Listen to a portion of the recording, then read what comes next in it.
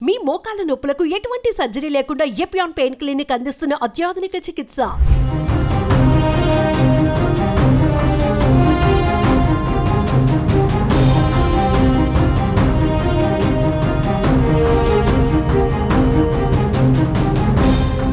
అందరికీ నమస్కారం. నేను Swarupa Potlapalli. Welcome to Suman TV. మహిళా సాధికారత కోసం ఢిల్లీలో మొదలైన ఫ్రీ బస్సు పథకం అనేది దక్షిణాది రాష్ట్రాల్లోనూ గేమ్ చేంజర్గా మారింది. ఇప్పటికే తెలంగాణలో ఫ్రీ బస్సు పథకం సక్సెస్ కాగా ఆగస్టు 15 నుంచి స్వాతంత్ర దినోత్సవం రోజున స్త్రీ శక్తి పేరుతో ఆంధ్రప్రదేశ్లో కూడా ఇది ప్రారంభం కాబోతోంది. ప్రస్తుతం నాతో పాటు ఉన్నారు పొలిటికల్ అనలిస్ట్ పెంటపాటి పుల్లారావు గారు. ఆయనతో మాట్లాడి ఏపీలో ఇది ఎంతవరకు సక్సెస్ కాబోతోందో తెలుసుకుందాం. సరే, నమస్తే. నమస్కారం. ఏపీలో ఎలా ఉండబోతోంది? ఇటు ప్రభుత్వానికి అటు ప్రజలకు ఈ స్త్రీ శక్తి పథకం ఫ్రీ బస్సు అనేది ఎలా ఉపయోగపడే అవకాశం ఉంది? ఒకటి సక్సెస్ అని మీరు ఎలాగంటున్నారు? తెలంగాణలో అంటే బస్సు ఎక్కి ఆడవాళ్ళు తిరుగుతున్నారని సక్సెసా, లేకపోతే బస్సులు తిరుగుతున్నాయని సక్సెసా? సక్సెస్ అంటే మీరు ఏ రకంగా ఆడవాళ్ళ ఆదాయం పెంచింది అది ఆలోచన. ఆడవాళ్ళకి ఏ రకంగా సౌకర్యాలు పెరిగినాయి, ఎంతవరకు ఉపయోగపడింది, ఇది అసెస్మెంట్ జరగలేదు కదా. ఏదో బస్సులు ఇచ్చాం, తిరుగుతున్నారు ఆ రూట్ మీద ఈ రూట్ మీద అని అలాగే అయిపోయింది కదా. ఢిల్లీలో ఏంటి వచ్చిన విషయం, కొంచెం సెంట్రల్ గవర్నమెంట్ ఆ బస్సులు ఫ్రీగా ఇస్తుంది, ట్రాన్స్పోర్ట్కి సాయం చేస్తుంది, ఏదో తిరుగుతున్నారు. కానీ మెయిన్ థింగ్ ఇప్పుడు ఆంధ్రప్రదేశ్లో సక్సెస్ అవుతాయంటే బస్సులు తిప్పుతారు, ఆడవాళ్ళు ఎక్కుతారు, అంతే. నేను చెప్పేది ఏంటంటే బస్సులు ఎక్కి తిరగని ఆడవాళ్ళకి వాళ్ళకి నష్టమే కదా. వాళ్ళకి ఏంటి మీరు చేసేది? అంటే పని లేకుండా తిరగమన్నా బస్సు ఎక్కి. సార్, అలా ఎలా అంటారు? ఎంతో మంది అనేక రకాలైన పనుల కోసం, ఉద్యోగాలు, ఉపాధి కోసం రోజు ట్రావెల్ చేస్తూ ఉంటారు. వాళ్ళకి ఎంతో కొంత దీనివల్ల ఆదాయం సమకూరినట్టే కదా, కొంత డబ్బులు ఖర్చు అవ్వకుండా ఉంటున్నట్టే కదా. ఒకటి ఇలాగ ఒక ఆడ మనిషికి నెలకు 500 సేవ్ అయిందని మనం వేయచ్చా? యావరేజ్ 1000 రూపాయల చెప్పండి. కనీసం 3000 మనం వెనక్కి వేయచ్చు సార్. 3000 నెలకి ఒక్కో వ్యక్తికి వేయచ్చా? యావరేజ్ కొంత యావరేజ్ కొంతమంది తక్కువ పడతారు కదా.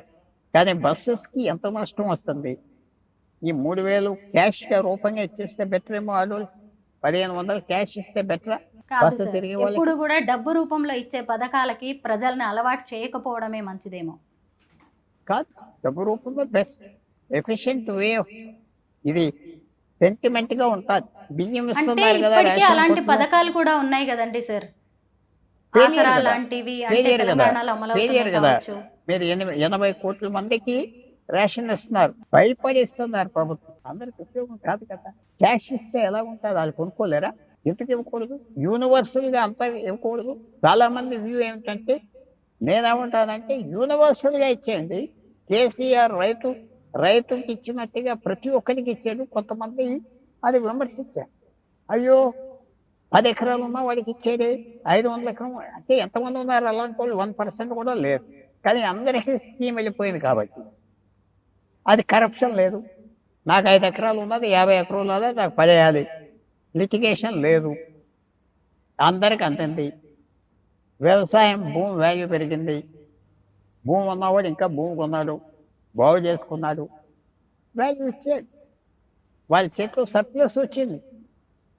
మీరు అడగవలసింది ఆడవాళ్ళకి, నీకు బస్సు కావాలా డబ్బు కావాలా అడగని చెప్తారు. అది 90% మాకు డబ్బు ఇమ్మంటారు. 90%. నేను ఇందాక ఒక వ్యక్తిని మీకు దృష్టికి తీసుకొచ్చా, మేధావి మిల్టన్ ఫ్రీడ్మన్. ఆయనే కాదు, ఆయన తర్వాత చాలామంది కూడా పెద్ద ఎకానమిస్ట్, పెద్ద వెల్ఫేర్ ఎకానమిస్ట్. న్యూక్లియర్లో ఐన్స్టైన్ ఎంతో అలాంటి వాళ్ళు అన్నది ఏమిటంటే, డబ్బు ఈ స్కీమ్స్లో ఎంత వేసుకున్నది? ఆర్టీసీ తెలంగాణ ఎంత నష్టపడుతుంది? ఆర్టీసీ స్టాఫ్ హ్యాపీగా ఉన్నారా? నేను చెప్తున్నా, కూపాన్ తెచ్చేయి. 3000 రూపాయలు కూపాన్ ఇవ్వండి ప్రతి ఆడ మనిషికి. బస్సు మీద తిరుగు, కూపాన్, లేకపోతే క్యాష్ చేసుకో. ఢిల్లీలో కేజ్రీవాల్ చేసాడు, తెలంగాణలో ఆయన 10 సంవత్సరాలు బట్టి జరుగుతుంది. ఇప్పుడు ఆంధ్రప్రదేశ్ చేస్తారా? కొత్తగా ఆలోచించక్కర్లేదా?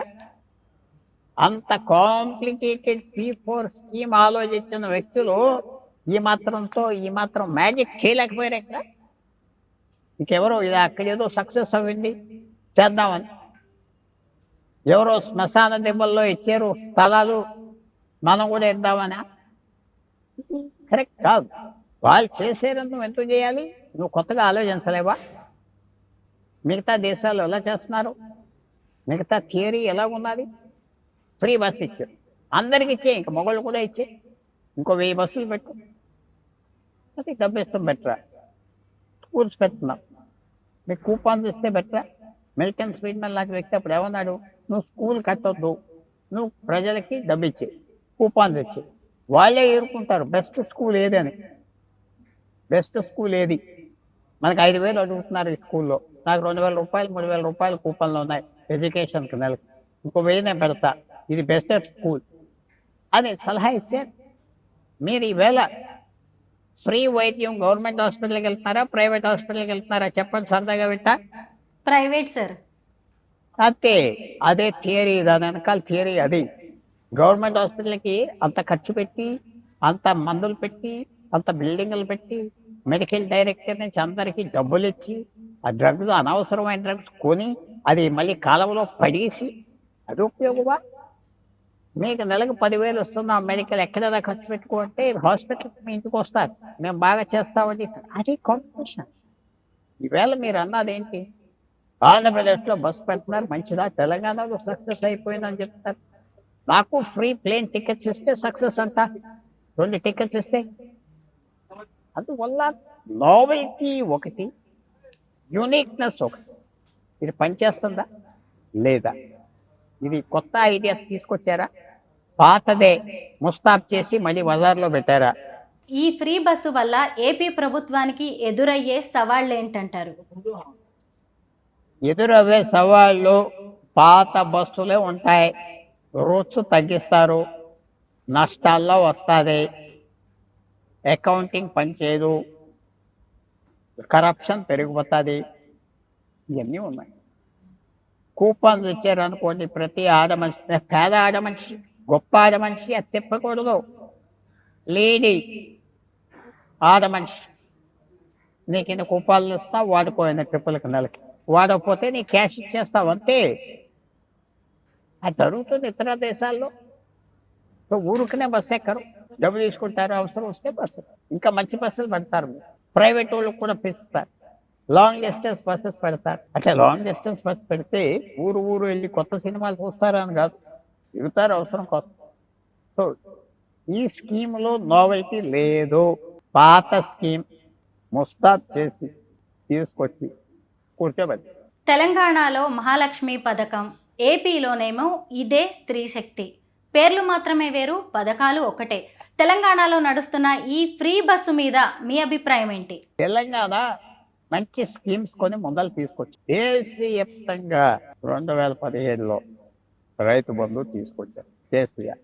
నేను ఇక్కడే కాదు, చాలా ఛానల్స్ లో, చాలా పేపర్స్ లో రాసి పొగిడే. రైతులకి డైరెక్ట్ ట్రాన్స్ఫర్ చేస్తున్నారు, గొప్ప పిన్న, కరెక్ట్ స్కీమ్, పర్ఫెక్ట్ స్కీమ్, నిపుణులు చెప్పిన స్కీమ్. ఇలా స్కీమ్ అయితే దీంట్లో లీకేజ్ ఉండదు, దొంగతనం ఉండదు, డైరెక్ట్ క్యాష్ ఇస్తారు, వారు వాడుకుంటారు. అలాంటి స్కీములు చేయకుండా ఏదో ఆలు చేస్తున్నారు. మనం మేనిఫెస్టోలో ప్రామిస్ చేసామని చేసేది. నేను కోరేది ఏంటంటే ఇంప్రూవ్ చేయొచ్చు కదా.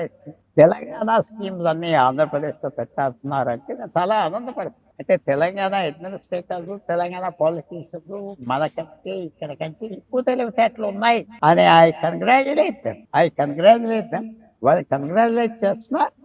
ఆంధ్ర పాలిటీషియన్స్ అందరూ బ్యూరోక్రాట్స్ వెళ్ళి అక్కడ ఇంటర్న్షిప్ తీసుకుని నేర్చుకుని రాదు. ఎందుకంటే వాళ్ళ స్కీమ్స్ చాలా గుడ్, కొన్ని స్కీమ్లు మంచి, తర్వాత మల్టిపుల్ స్కీమ్స్ పెట్టడంలో ఉపయోగం ఉన్నదా?